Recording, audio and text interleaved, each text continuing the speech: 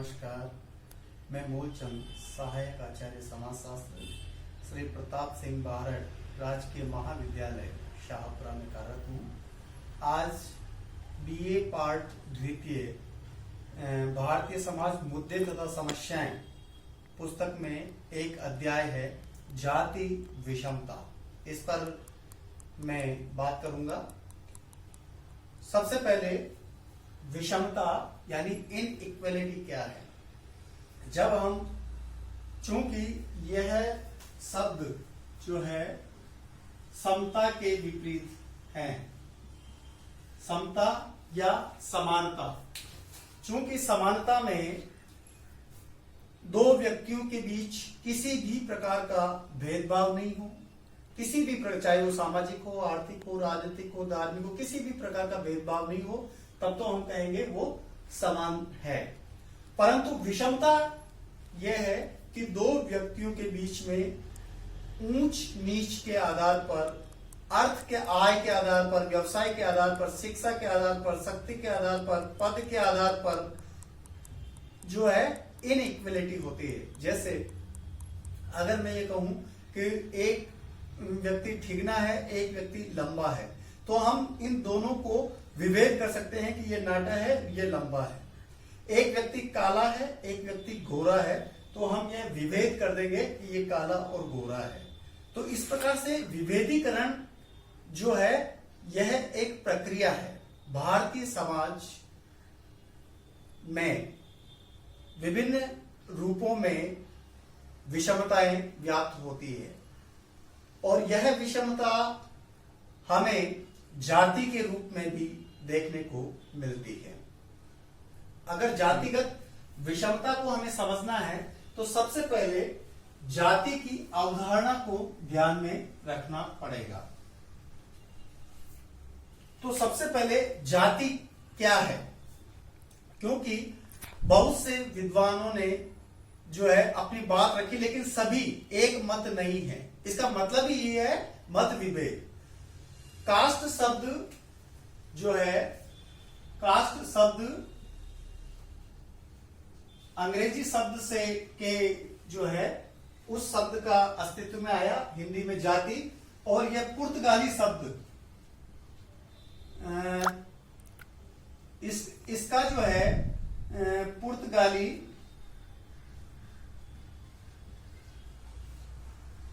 में कास्टा, जिसका अर्थ है मत विभेद से है। इसके पश्चात 1665 ईस्वी में ग्रेशिया डी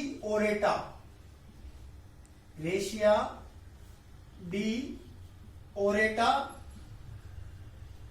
नामक विद्वान ने इस शब्द का पता लगाया, यानी जाति शब्द का पता लगाया। और इसके पश्चात फ्रांस के अब्बे डुबोय ने इसका प्रयोग किया। यदि हम जाति की अवधारणा की अगर हम बात करें तो सबसे पहले जो प्रसिद्ध समाजशास्त्री है डॉक्टर के.एल. शर्मा,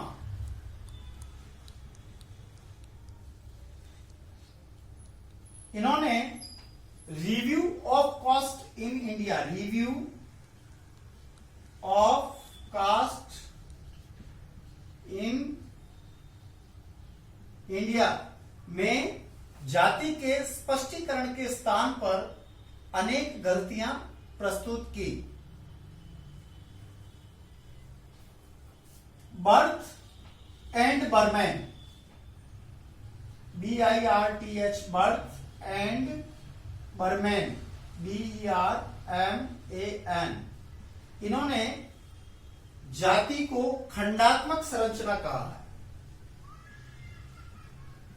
खंडात्मक संरचना, जबकि बेली जो है इन्होंने जाति को सामाजिक स्तरीकरण की बंद व्यवस्था कहा है।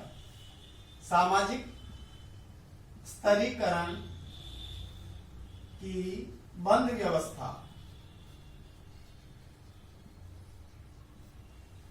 केतकर ने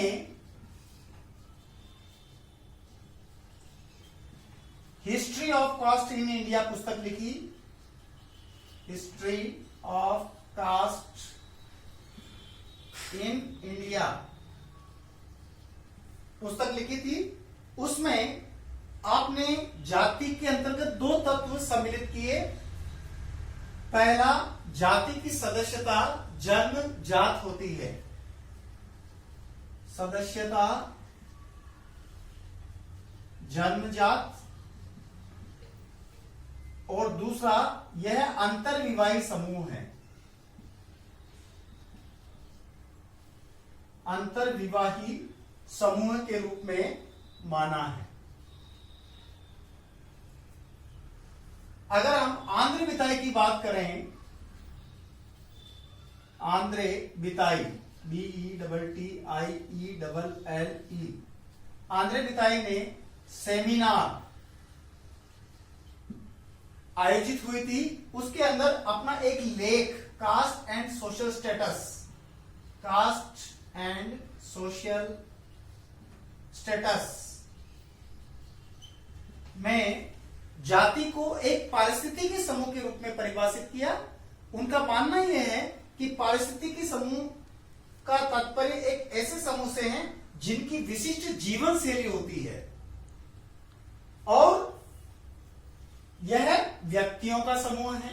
यानी दो चीजें बताई, विशिष्ट जीवन शैली और व्यक्तियों का समूह, जिसकी सदस्यता जन्म से निर्धारित होती है। आंद्रे बिताई ने यह कहा है। अगर विद्वान की बात करें इसमें मजूमदार की, Majumdar and Madan,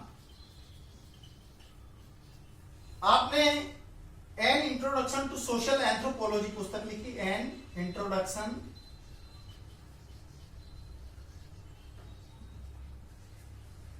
to social anthropology, जिसमें कहा है caste is a closed class, अर्थात जाति एक बंद वर्ग है। इसमें यह प्रदर्शित होता है कि एक व्यक्ति जिस जाति में जन्म लेता है उसे आजीवन उसी जाति के अंतर्गत रहना पड़ता है। क्लोज्ड क्लास, बंद वर्ग हो गया है। वह व्यक्ति अपनी जाति को बदल नहीं सकता है इसके आधार पर। अगर सातवीं बात हम करें C.H. कूले की, आपने सोशल ऑर्गेनाइजेशन पुस्तक लिखी।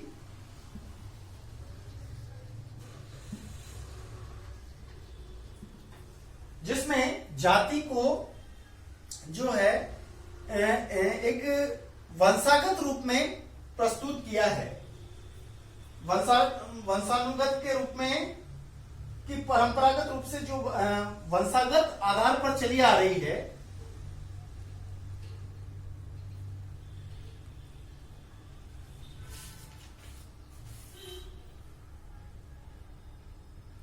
जब एक वर्ग पूर्णतः आनुवंशिकता पर आधारित होता है तो उसे हम जाति कहते हैं। यानी यहां वंशानुगत पर आधारित है तो वह जाति कहलाएगा। जितने भी विद्वानों ने अपनी बात रखी है उनमें यही बात आ रही है कि जाति जो है वह जन्मजात होती है, उसकी सदस्यता जन्मजात होती है। एक व्यक्ति जिस समूह में, जिस जाति में जन्म लेता है उसे आजीवन उसी जाति के अंतर्गत रहना पड़ता है। वह अपनी जाति को बदल नहीं सकता है। उसके खान पान से संबंधित प्रतिबंध पाए जाते हैं, पैसे से संबंधित चयन में, चुनाव में दिक्कत आती है। इसके अलावा यह एक खंडात्मक संरचना है, जैसे कि बर्थ एंड बर्मन ने कहा है। और खंडात्मक संरचना का मतलब यह होता है कि प्रत्येक जाति की जाति पंचायतें होती है जो अपने ही जाति के सदस्यों को जातिगत नियमों का पालन करने पर बाध्य करती है। यदि वह ऐसा नहीं करती है तो उस पर जातिगत दबाव डाला जाता है, यहां तक कि उसे जातिगत दंड प्रदान किया जाता है जाति पंचायतों के द्वारा। तो अगर हम इस पर सारांश रूप में देखें तो इसकी कुछ परिभाषाओं के आधार पर विशेषताएं आती हैं, जिसमें पहली विशेषता जाति की आती है सदस्यता जन्मजात, यानी सदस्यता एक व्यक्ति की सदस्यता, यानी जिस जाति का व्यक्ति है वह उसी जाति में रहता है जिंदगी भर, वह अपनी जाति को बदल नहीं सकता है। अगर एक व्यक्ति निम्न जाति में जन्म लिया है, अगर वह आईएएस बन जाता है तो वह अपनी जाति को नहीं बदल सकता है, चाहे वह कितना ही आईएएस बन जाओ, वह उसे उसी जाति में रहना पड़ेगा। ये जाति की विशेषता रही है। दूसरी बात जन्मजात सदस्यता हो गई है। दूसरी बात आ गई इसमें खंडात्मक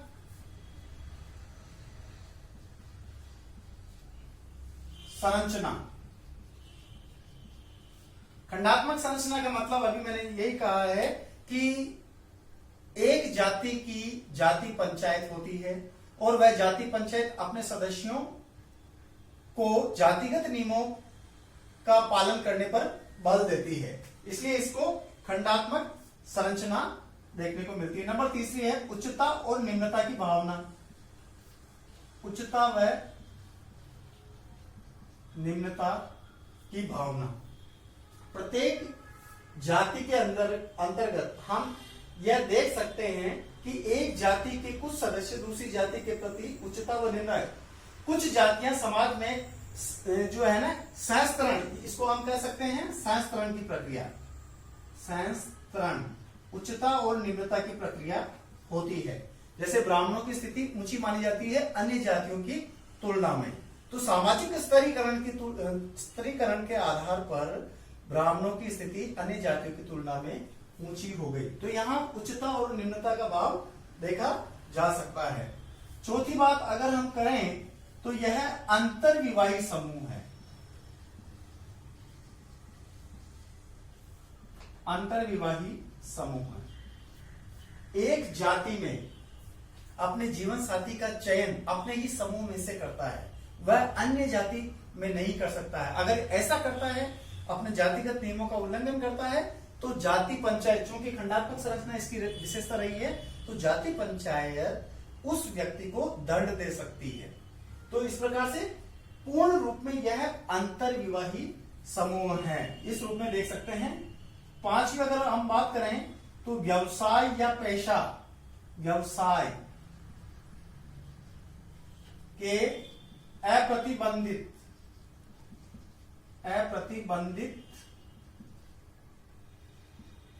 चुनाव का अभाव। इसमें हम यह कह सकते हैं कि जनरली कि कोई व्यक्ति जैसे हैं, किसी जाति का व्यक्ति है, तो हम उस जाति के आधार पर देख सकते हैं कि यार वो जाति की जो व्यवसाय किस प्रकार का होगा। जैसे मान लीजिए कोई हजावत बना रहा, तो हम कह सकते हैं कि यार ये नाई होगा, सेन समाज का होगा। कोई माला वगैरह बेच रहा है, फूल वगैरह बेच रहा है, तो ये माली होगा। तो हम उसके कार्य के आधार पर, तो उसका व्यवसाय कैसा है, तो उसके आधार पर हम कर सकते हैं। लेकिन अब जो है ना व्यवसाय में कुछ लोग ही, जैसे कृषक का है, वो सभी प्रकार के लोग करते हैं, कृषि संबंधी, दस्तकारी संबंधी, ये काम सभी समाज के लोग करते हैं। तो इस प्रकार से ये। और छठी बात जो आती है इसमें, जाति का राजनीतिक रूप।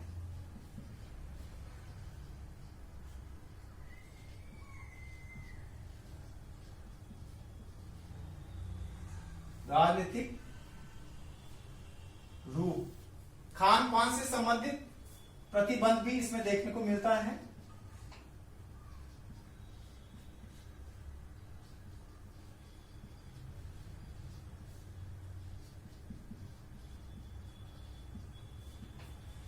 राजनीतिक रूप का मतलब यह है कि यहां पर डॉक्टर रजनी कोठारी का नाम आता है। उन्होंने कास्ट इन इंडियन पॉलिटिक्स और पॉलिटिक्स इन इंडिया 2 पुस्तकें लिखी, जिसमें कुछ लोगों का यह मानना है आधुनिक युग में काफी चेंजेस हुआ है, सामाजिक परिवर्तन काफी हुआ है, तो कुछ लोग ऐसा मानते हैं कि भाई कि ऐसा है कि जातियां बदल रही है, परिवर्तित हो रही है।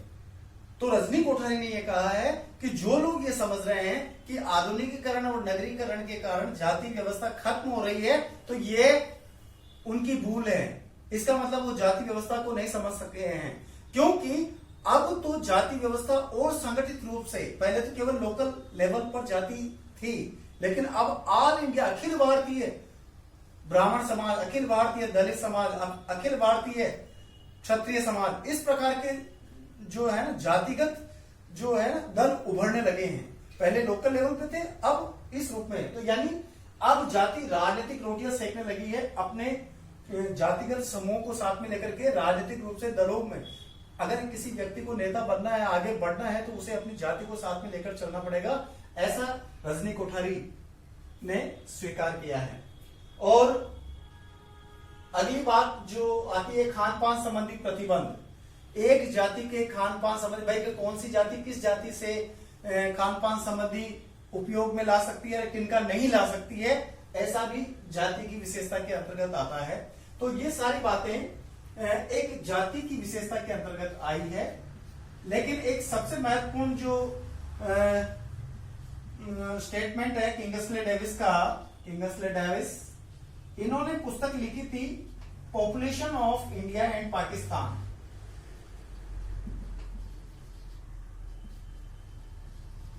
India and Pakistan. इन्होंने जो है 1911 में जो है अपना अध्ययन किया और यह पुस्तक लिखी थी। उन्होंने कहा कि सामाजिक समानता का दावा करने वाले मुसलमानों में भी 94 जातियां पाई गई। उस समय इन्होंने ये कहा था। कहने का मतलब है जातिगत व्यवस्थाएं सब जगह व्याप्त हैं, भारत में इसका मजबूत आधार रहा है। लेकिन आज जब हम जातिगत विषमता की बात करते हैं, तो यहां पर जातिगत आधार पर भेदभाव देखने को मिल रहा है। उच्च जातियों का निम्न जातियों के प्रति भेदभाव। कुछ जातियां ऐसी है जो उसको जन्म लेने, निम्न जातियों में जन्म लेने से अस्पृश्य मान लिया गया, अनटचेबल। भाई उनकी छाया पड़ने मात्र से एक व्यक्ति अपवित्र हो जाता है, और उसको पवित्र होने के लिए उन्हें कुछ संस्कार, कुछ कृत्य करने पड़ते हैं। तो इस तरह की जो मेंटालिटी है लोगों में बैठी हुई है। और गांव में, भारत चूंकि भारत गांव का देश है, और गांव में आज भी जाति व्यवस्था एक मजबूत बंधन के रूप में दिखाई देती है, क्योंकि वहां पर आज भी जैसे दलित घोड़े पर बैठा हुआ तो उसको नीचे उतार दिया जाएगा। मतलब जो भी दलितों के प्रति अन्याय ज्यादा हो रहा है, मंदिर में प्रवेश नहीं करने देना, ये भी इस प्रकार की घटनाएं हैं।